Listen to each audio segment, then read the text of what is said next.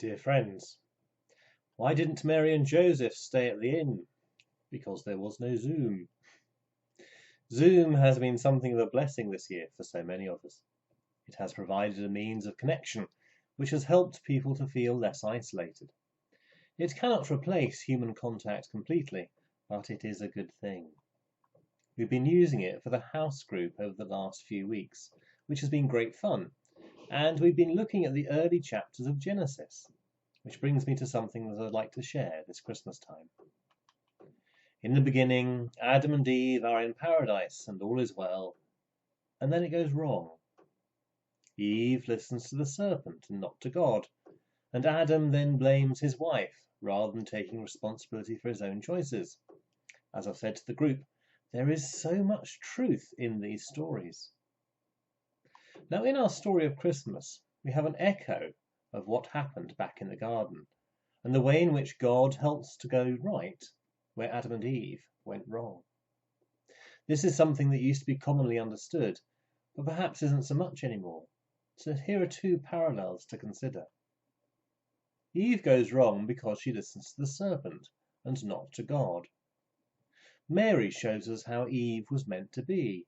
In other words, how all human beings are to be in relation to God. Eve could have gone to God and said, "The serpent is telling me these things. Is he telling me the truth?" But she doesn't, and there's an absence of trust involved there.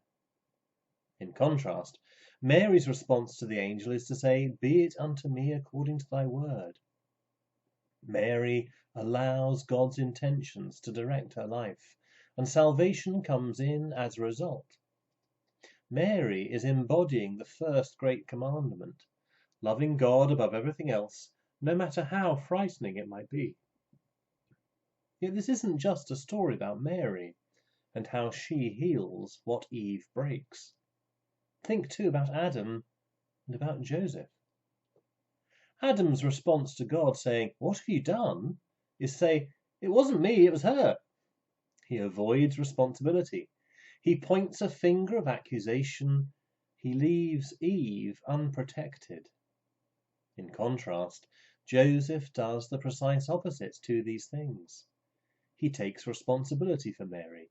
He doesn't indulge in accusations about what has happened, and he takes Mary and the child under his protection for the rest of his life. Joseph is embodying the second great commandment, loving his neighbor as himself. What went wrong with Adam and Eve, which meant that they no longer walked in the presence of God, has gone right with Mary and Joseph, and God comes into their midst. Emmanuel, God is with us.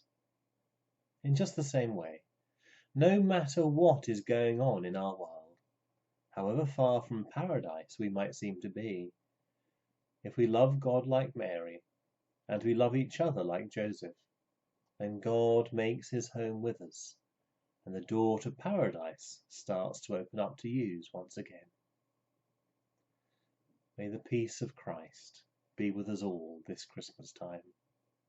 Until we meet again. Amen.